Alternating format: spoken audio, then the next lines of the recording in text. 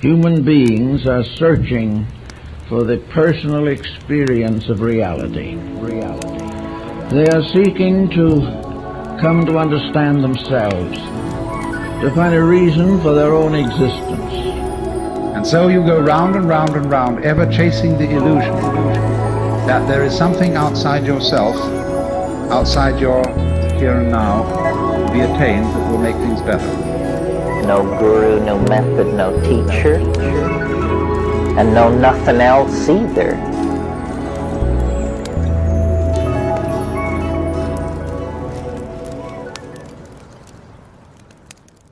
Welcome, fellow Phoenixes.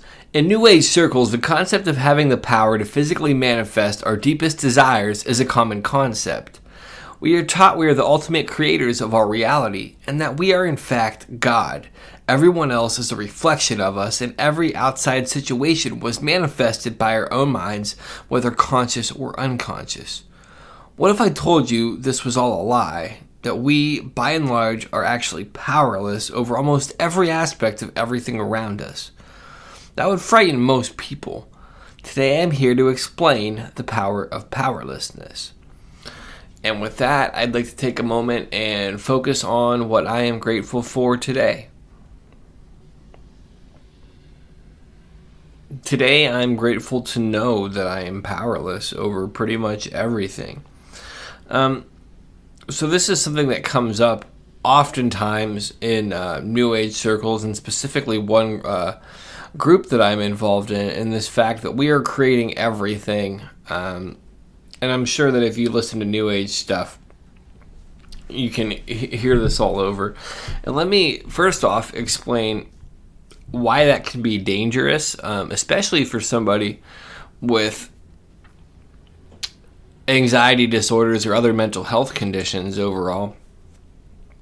So for me, the concept of every thought literally creating everything around me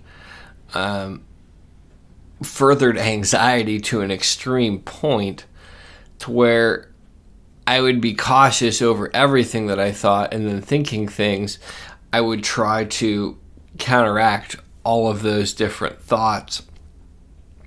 And also, essentially being told that I'm creating this disruptive life by my thoughts. And here's the caveat for that in lots of ways. There is some validity to that understanding in a sense, and it ties into a Hermetic principle, really. One of the Hermetic principles, all is mind. So essentially, if I am feeling anxious and feeling like people don't like me, or like I'm not connecting with people, and I act more on anxiety, and I remove myself from those people, I am actually consciously creating that situation, or unconsciously creating it to an extent.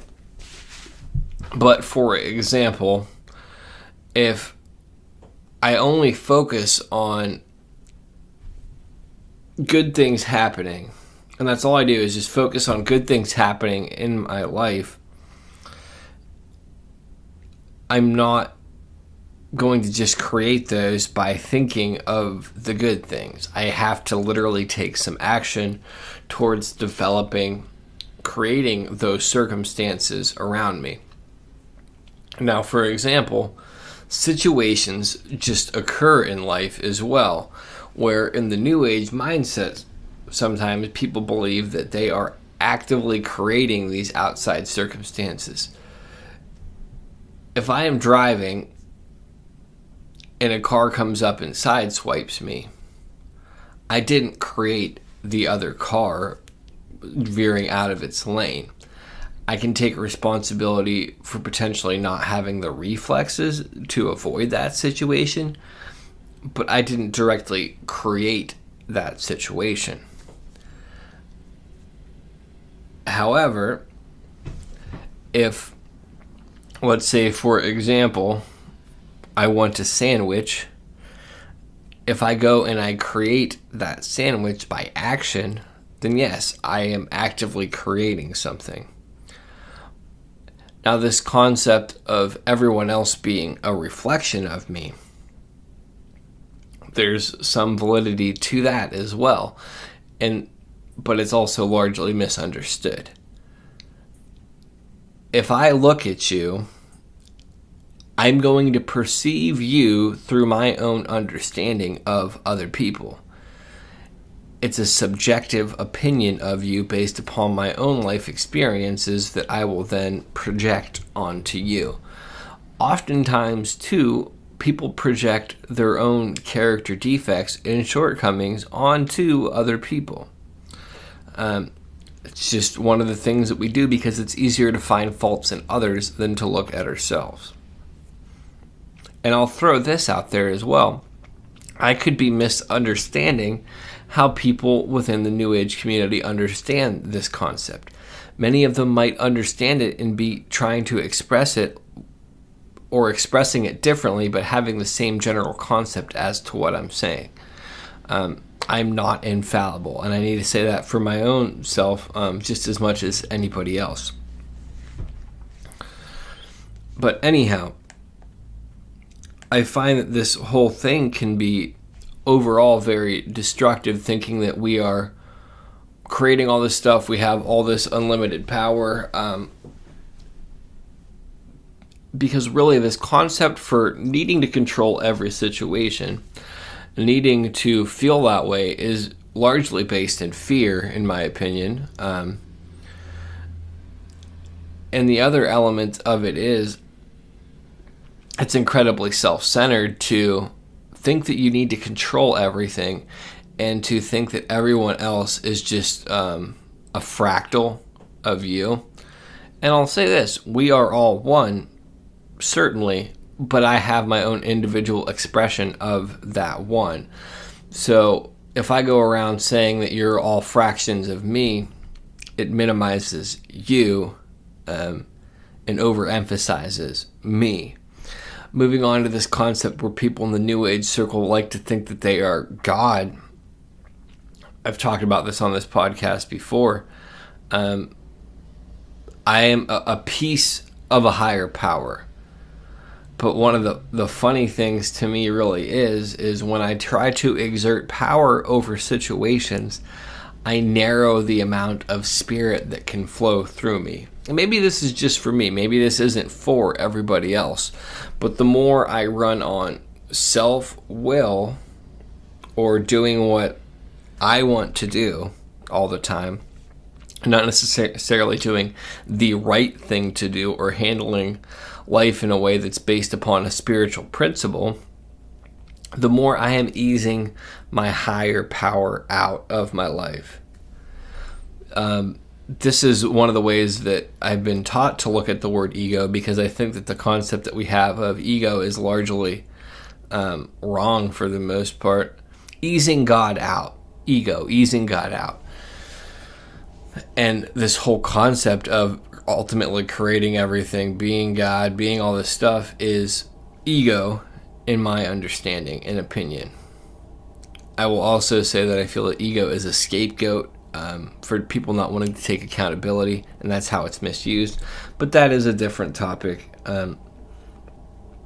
So back onto the concept of powerlessness. One of the things that's been coming up in my life a lot lately is frustration with circumstances that I'm trying to do, like with my efforts with this, with people in general, just seeing how people act, how people respond to things.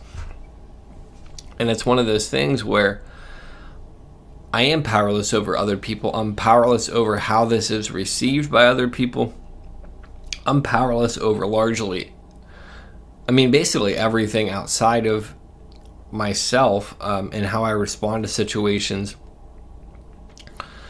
and the actions that I take. And that's terrifying for a lot of people, to realize that they are powerless. Like, pretty much anything could happen while I'm sitting here, and I can't control it.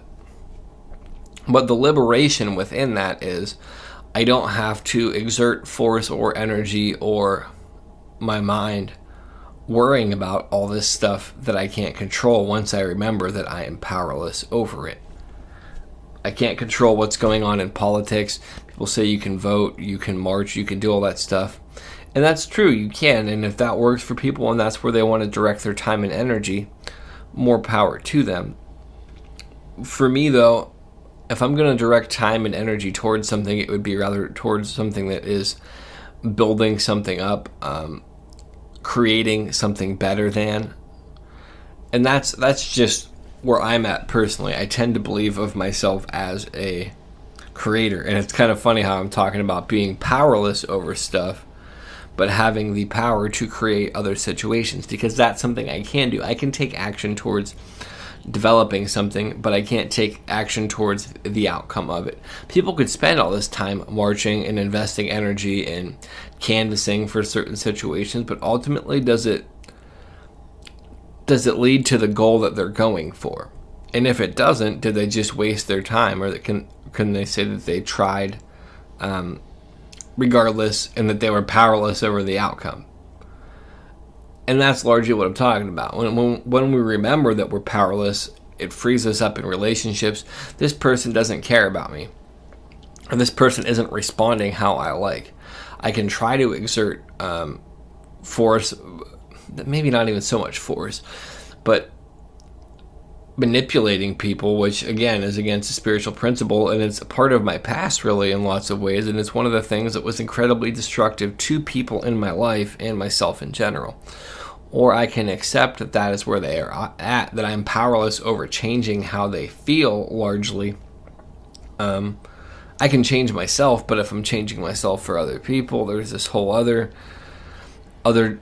trap within there. So largely, again, it comes back to I only have control over me, myself, and my actions. At this point, I largely feel like I am rambling, so I'm going to exert power over myself and stop this episode. I feel that I've gotten the concept across. I'd appreciate it if you would like this video if you see it on YouTube or Facebook. If you would share it with people, if you would leave a comment, if you could leave a review on iTunes and subscribe. And if you would like to support this podcast further, buy something from my store, schedule a tarot reading, or whatever. Love and light, love, respect, and appreciate all of you. Namaste.